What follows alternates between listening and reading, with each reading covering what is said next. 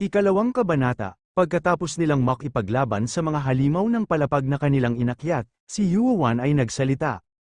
Lahat ng sugatan sa laban ay pwedeng gumaling pagkatapos nilang makapagpahinga.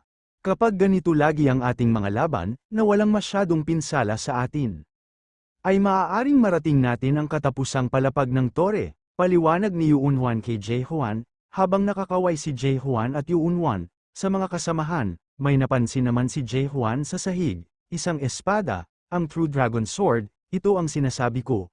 Oras na para lumitaw ang mga malakas na armas gaya nito.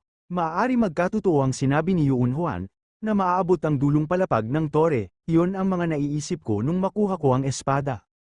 Palapag ng ika-89 na tore, ang kwarto ng apoy, kaharap nila Jae-Hwan ang isang malakas na halimaw.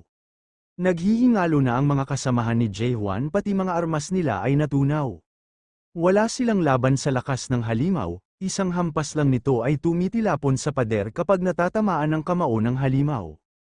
At si Jae-Hwan ay ang sumunod na tinamaan, unti-unting lumabo ang kanyang paningin. Wala na bang pag-asa? Lahat ba ng mga naipanalong laban naming magkakasama, lahat ng panahong iginugol namin dito, ay ito ang kakaharapin namin, kamatayan? Sambit ni Jae-Hwan sa isipan, habang umaatake ang halimaw para bumuga ng apoy. Ang mata ni Jae-Hwan ay nawalan na ng pag-asa, ngunit may isang taong umatake sa likod ng halimaw. At ito ay si Yuan, winasiwas niya ang kanyang armas sa halimaw ng walang humpay.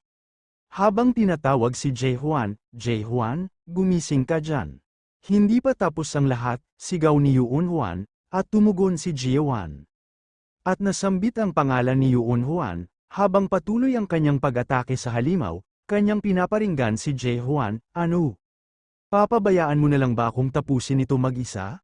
Ngunit sa isang iglap na tigil ang pag-atake, nagulat si Jae-Hwan sa kanyang nakita. Binutas ng halimaw gamit ang kanyang sungay si Yuan. At napasigaw si Jae-Hwan ng Yuan, at tumakbo ang halimaw patungo sa pader upang ihampas na si Yuan dito.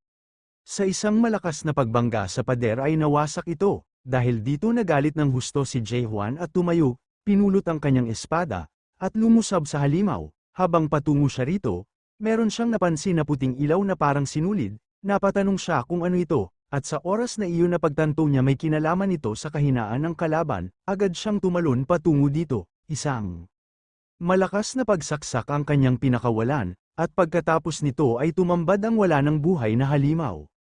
Natalo ito ni Jae-Hwan, tinawag ni Jae-Hwan si Yuan, ngunit ito ay nasa malubhang kalagayan.